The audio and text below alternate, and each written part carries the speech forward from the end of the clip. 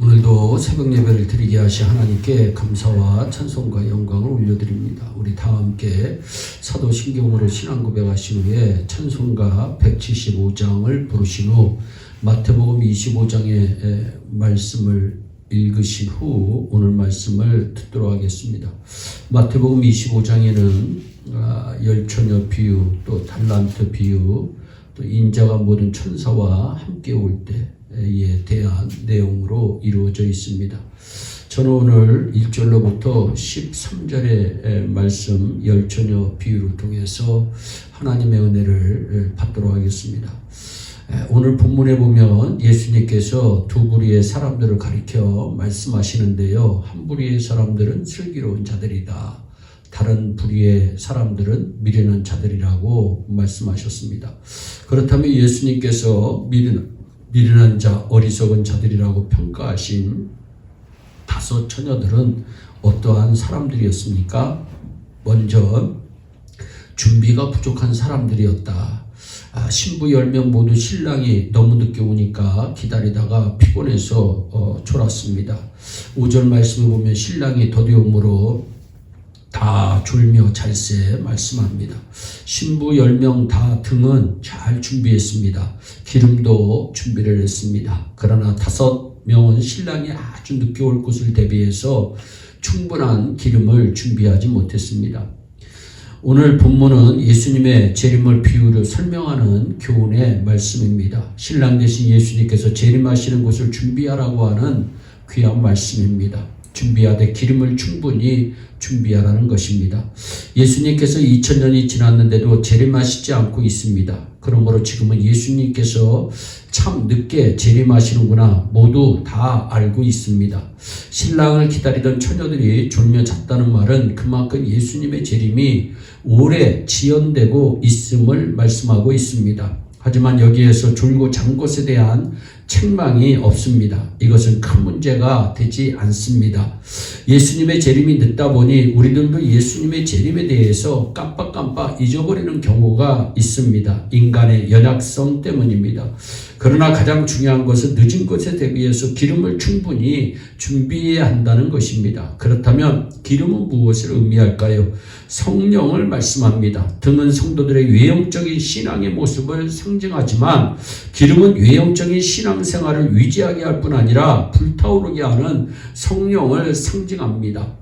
요한일서 2장 27절입니다. 너희는 주께 받은 바 기름 부음이 너희 안에 거하나니. 할렐루야. 기름 부음이 우리 안에 거해야 됩니다. 우리는 성령의 기름 부음을 반드시 받아야 합니다. 즉 성령의 은혜를 받고 신앙생활해야 합니다. 받되 잠시 조금 받다가 끝내는 것이 아니라 지속적으로 충분히 충만히 공급을 받아야 합니다.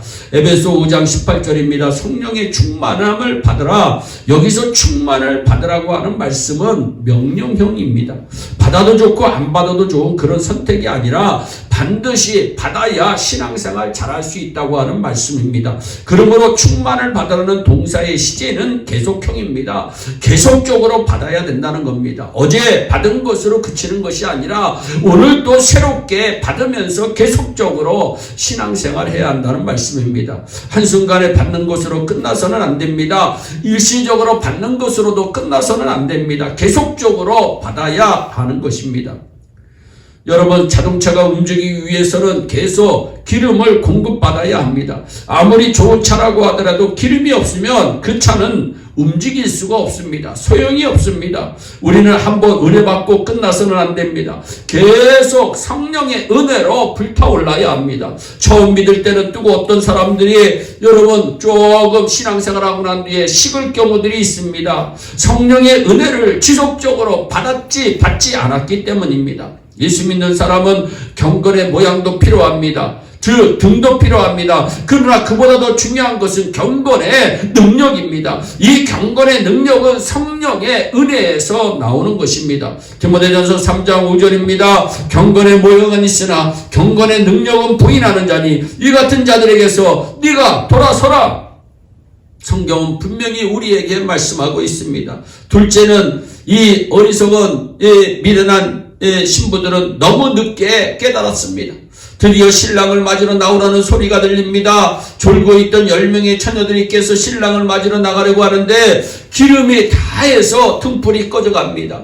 기름을 충분히 준비한 5명은 문제가 되지 않았습니다. 그러나 기름을 준비하지 못한 5명은 자기들의 기름을 충분히 준비하지 못한 것이 큰 잘못이었다는 것을 그제서야 깨닫습니다.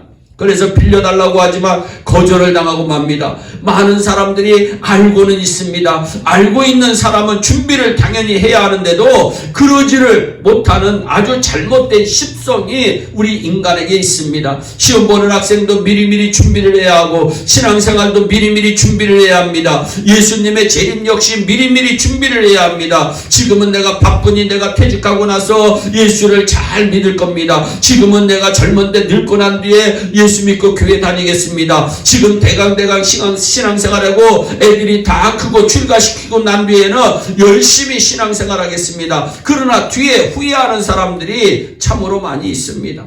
갑자기 인생의 위기가 다가오고 갑자기 하나님 앞에 가야 할 때가 되었을 때 그때 후회들을 합니다. 내가 물질이 있을 때 헌금을 했어야 하는데, 구제를 했어야 하는데, 내가 젊었을 때, 내가 건강할 때 교회 봉사도 많이 하고 전도도 많이 하고 신앙생활도 잘했어야 하는데 후회할 때가 온다는 겁니다. 어떤 분이 돈을 한창 잘 벌 때 잘 살았습니다. 그분은 돈을 벌자 집에 바빠서 별로 듣지도 못하는 정말 엄청난 오디오 시스템을 비싼 돈을 들여 샀습니다. 그러나 부도가 나서 빚쟁이가 들이닥쳐 집에 있는 물건을 다 가져가고 난 뒤에 이분이 깨닫습니다. 진작 교회에 갖다 놓았으면 좋았을 텐데 후회를 합니다. 그분이 출석하는 교회는 아주 작은 개척교회였습니다. 자, 이제부터라도 신앙생활을 우리 확실히 해야 합시다. 열심히 합시다. 후회하지 않는 신앙생활 되도록 노력합시다. 오늘 본문은 그런즉 깨어있으라 너희는 그날과 그 시를 알지 못한다 말씀으로 마무리하고 있어요. 이 말씀이 오늘 본문의 결론입니다. 깨어있으라고 하는 말은 자지 말고 깨어있으라고 하는 말이 아닙니다. 준비하고 있으라고 하는 말입니다. 예수님께서 언제 재림하실지 모르니까 준비하고 있으라고 하는 말입니다. 우리 인생의 끝이 언제일지 아무도 알 수 없으니까 준비하고 있으라고 하는 말씀입니다. 여러분, 슬기로운 처녀와 미련한 처녀의 차이점이 무엇입니까? 준비를 하고 있느냐 하지 않고 있느냐의 차이입니다. 신앙적으로 잘 준비합시다. 무엇보다도 항상 성령의 은혜를 충만히 받도록 노력합시다. 그리하여 돌이킬 수 없는 후회를 하지 않는 슬기로운 자들이 다 되시기를 예수 그리스도의 이름으로 축원합니다. 기도하겠습니다. 사랑의 하나님 참 감사합니다. 오늘도 마태복음 25장의 말씀을 통해서 우리를 교훈하여 주심을 감사합니다. 생명의 말씀을 허락하여 주심을 감사합니다. 아버지, 예수님이 오실 때가 얼마 멀지 않았습니다. 아버지, 잘 준비하는 자들이 되기를 원합니다. 너무 늦게 깨달아 후회하는 인생들이 되지 않도록 주여 날마다 아버지 성령으로 충만하여 준비할 수 있도록 주여 은총을 베풀어 주시옵소서. 감사하고 예수님의 이름으로 기도하옵나이다. 아멘.